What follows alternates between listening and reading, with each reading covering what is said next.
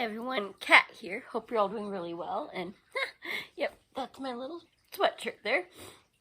So I've got a fun one today. I'm doing a tag that I saw on Farrah's channel, BookTubers, which I will tag down below. And I've even got some cute company with me today. Somebody say, "It's nap time, Mama. Shut up. Keep petting me."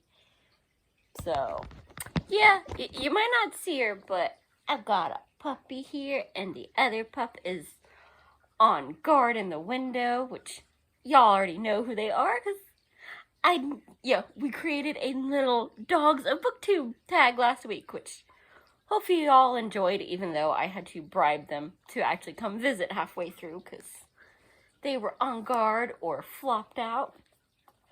But today, it's the BookTube problem tag that I've got in my trusty journal here, because I will never remember all 11 prompts. So we're going to have fun going through that. Because if you're truly like a book lover, which why would you want to be on BookTube if you're not? We all are. We all got some problems here.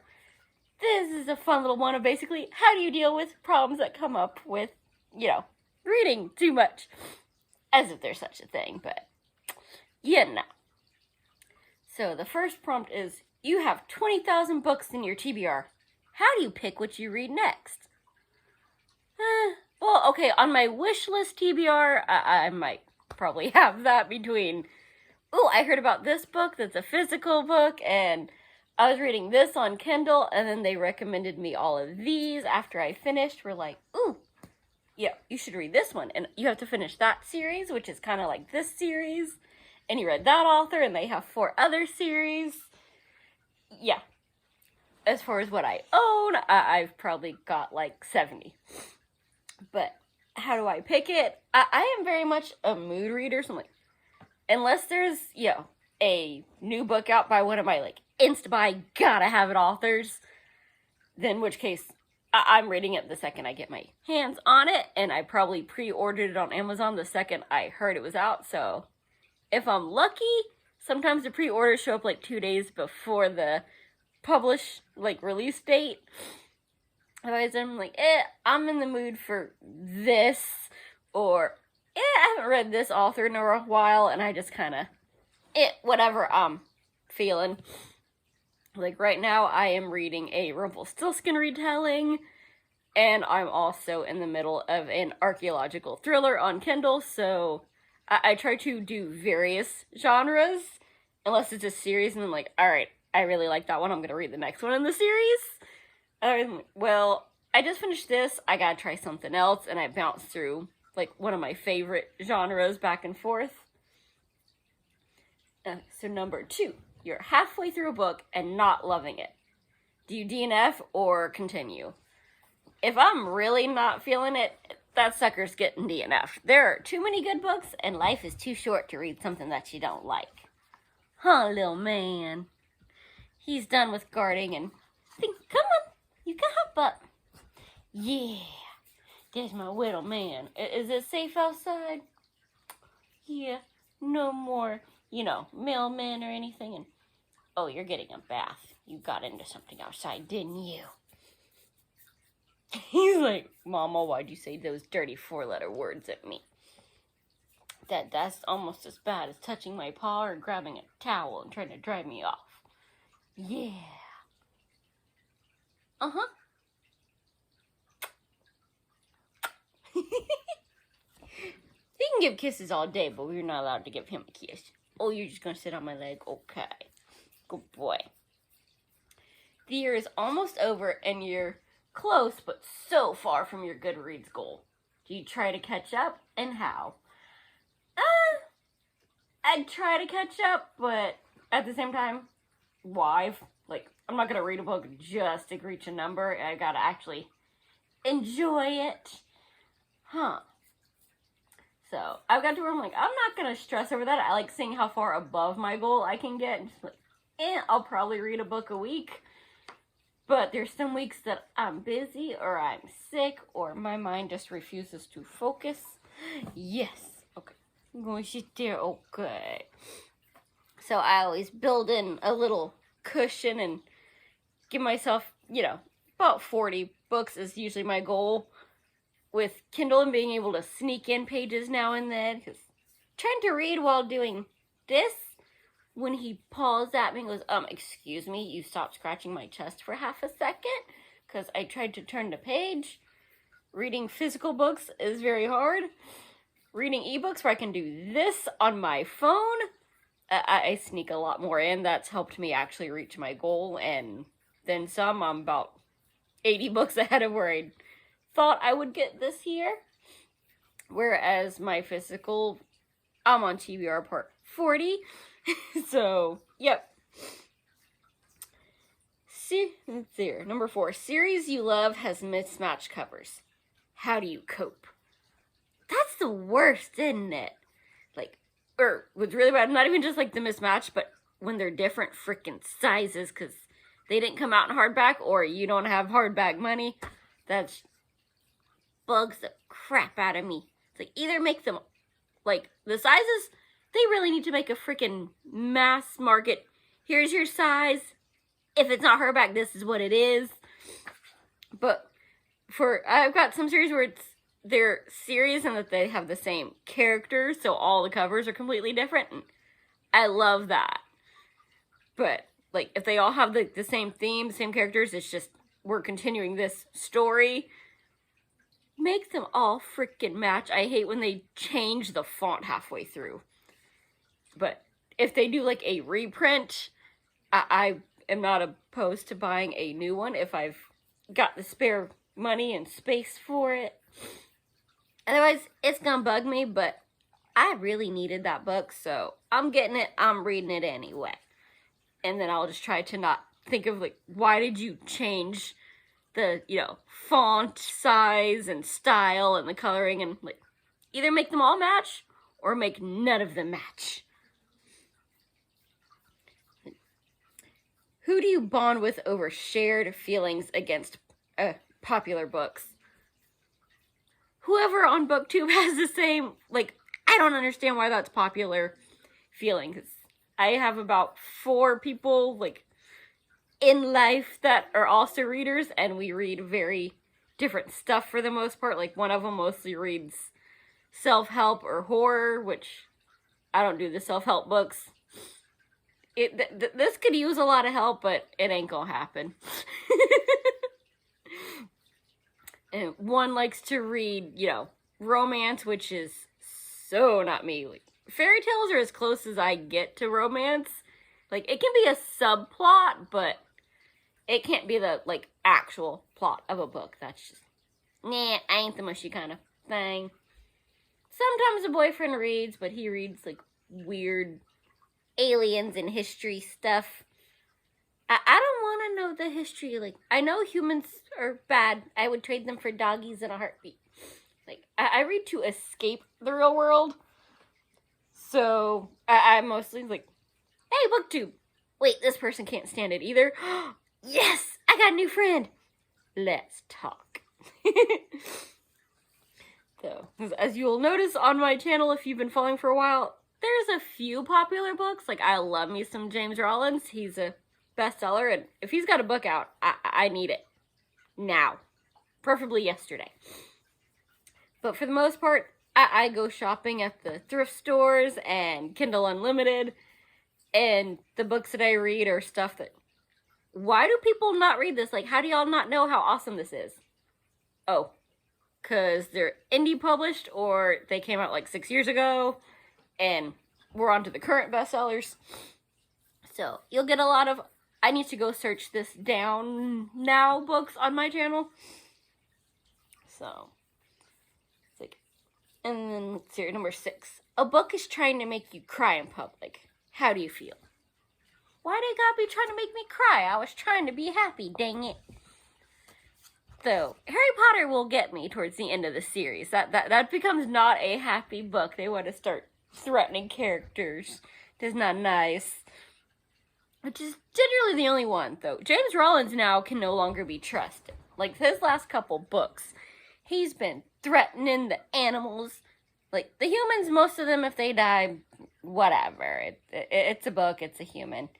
He threatened a doggy? he got hate mail, and like he should have acknowledged it on his side that, yep, he was expecting a lot of hate mail, and he got it, and he deserved it. But he's gonna keep doing it anyway. He knew it when he wrote those scenes, what he was trying to do, and what people was gonna have to say about that, because he's a dog lover as well. Which is why if Stephen King writes a book with a dog, no, he cannot be trusted. Dean Koontz will not threaten the doggy. So, if you like horror and you like doggies, go with Dean Koontz. That one won't make you cry, because he always lets them be safe. Number 7. Oh, this one's really close to home. A sequel came out, but you've forgotten a lot. What are you gonna do? Like, do you just jump in and read the next book anyway? Because, oh my god, I've been waiting like a year for this book and I need it. Or do you, reread, you look up a summary, and I'm totally guilty of this. I'm like, I have waited a year for this book. I need this, like, now. But I've also read like 60 books between this book and the last one. If it's Christopher Moore, more than that, because he's usually about 3-4 years between books, which is my only gripe with him. So I'm like, I forgot some of this. But then I have to go back and read the whole series, which is not a bad thing. Like, if I have to, like, insta-buy it and need it now, like, I love that friggin' series. But still, some of them, there is a lot to lead up to. Like, if it's a James Rollins novel, Sigma Force, we just had 17 books, and 18 is due out next August, because I checked last night. That's a lot of books to read before I can read the new one, because they build on each other. So, I should reread them. I should learn my lesson, because he also has a fantasy trilogy that one came out this February and one was last January. So the next one should be next March, but I haven't seen anything of it yet, so he's messing with us. And I tried to read the sequel after, 13 months had passed, and I'd read a lot in between. Yeah, I should have brushed up, but I really, really wanted it, and so I ended up kind of confused on bits and pieces. Maybe I'll learn my lesson, but if you saw my last book haul, that's probably not going to happen. All the books I bought I've been looking for these for like 6 months, a year. They are the last books in series that I have finished forever ago and couldn't get my hands on, so yeah, I would have to read like 30 books before I could read the, 5 that I bought. I'm impatient and curious. I need to know what happens next. I'm going to rely on my memory. 8. How do you tell people no when they ask to borrow a book? Because you do not let people borrow books, like, at all. Doesn't matter. Just no. Honestly, I don't do that. Like, I have to trust you, but books don't get the attention that, movies and music do. Like, they're word of mouth. So, like, it's a really good book. You need to read this. Like, I'll either let you borrow it, provided you've proven I can trust you, or, I might buy you a copy and send it to you like I did. I sent a Christopher Moore book to my niece. You're going through a bad time. We have similar sense of humor. This is my favorite friggin' book by him, which is A Dirty Job, if you're wondering. So I sent that to her to, like, yeah, you need to get hooked on this author. But if I don't trust you, well, yeah, sorry, but I've seen your books. Like, you get them dirty and dog ear them, and you damage my books, you got to replace it. Can you afford the replacement? And there's one book that I will not loan out because it's signed by the author. Even I don't read that one anymore. I bought a new copy so that I could read it because, that is special. It does not get touched. Touchy. 9. How do you get over a reading slump? This is a hard one because, as y'all saw last month, I was super excited. It's October, it's Halloween, it's my favorite time of year. I already read, like, urban fantasy, which is monstery and magical anyway, but I was ramping that up and adding in a good bit of horror, and even, like, my favorite horror author, Dean Koontz, like, he was letting me down, man. It was a very meh kind of month. So this month, I'm trying other authors that I trust. change in genres.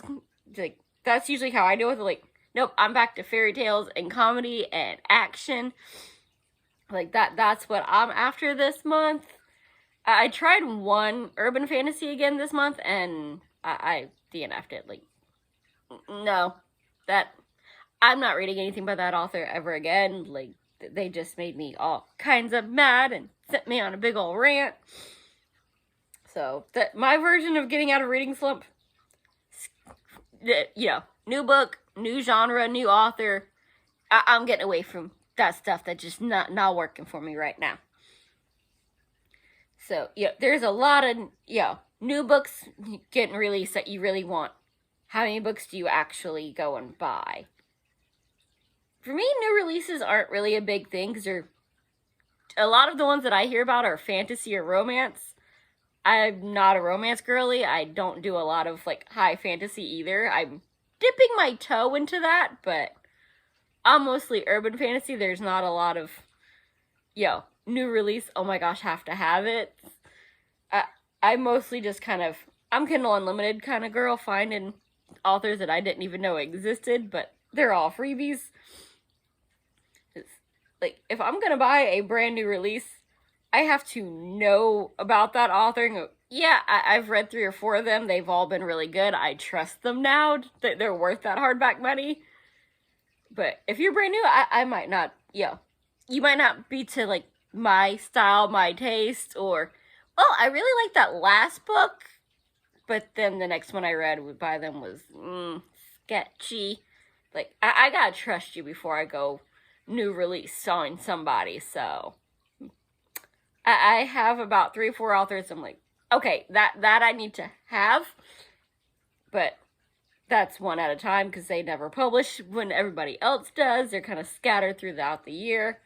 Most of what I buy is, I go to the thrift store every 2-3 months, and y'all get a book haul of, here's my 2 sacks of books. I just bought 18 and I've only read 10.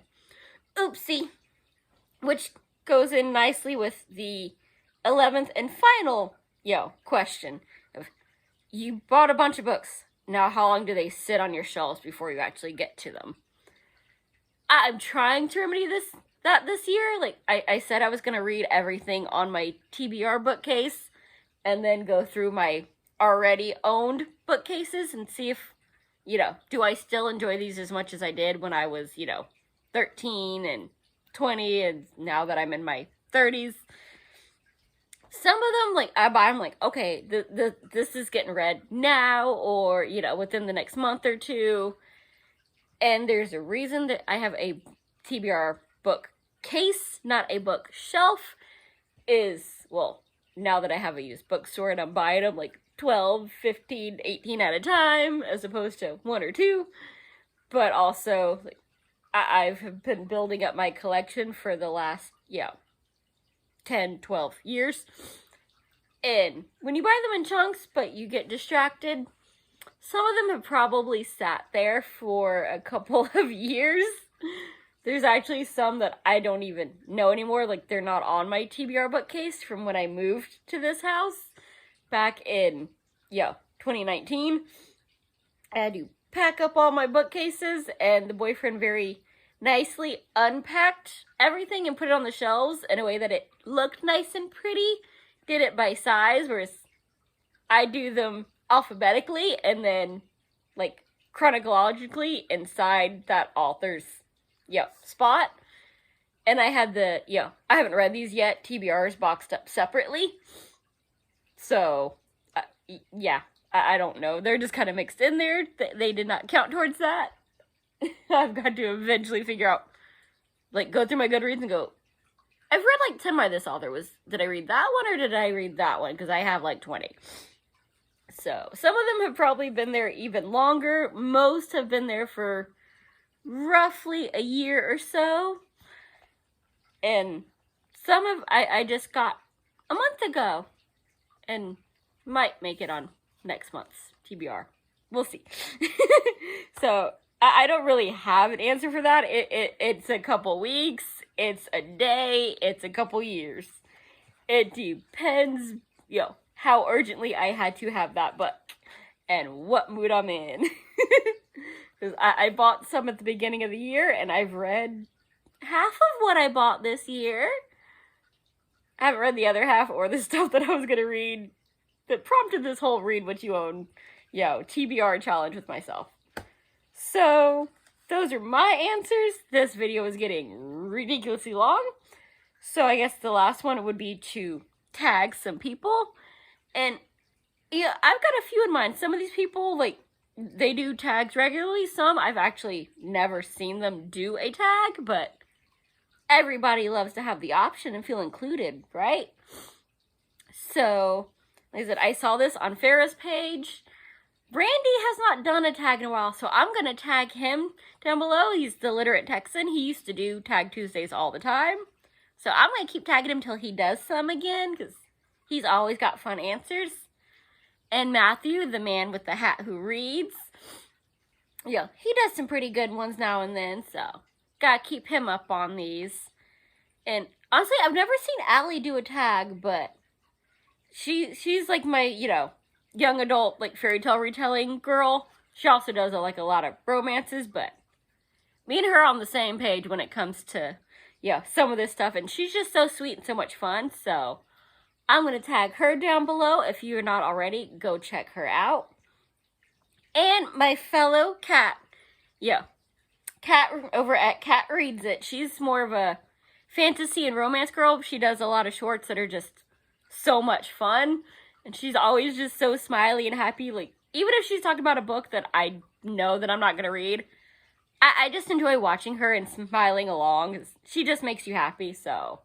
I don't think I've ever seen her do a full-on, tag, but things change, and y'all, call her out just so she gets some more attention, because she's awesome, and you need to go check her out and feel good read. And I will see you soon. Bye. Happy reading.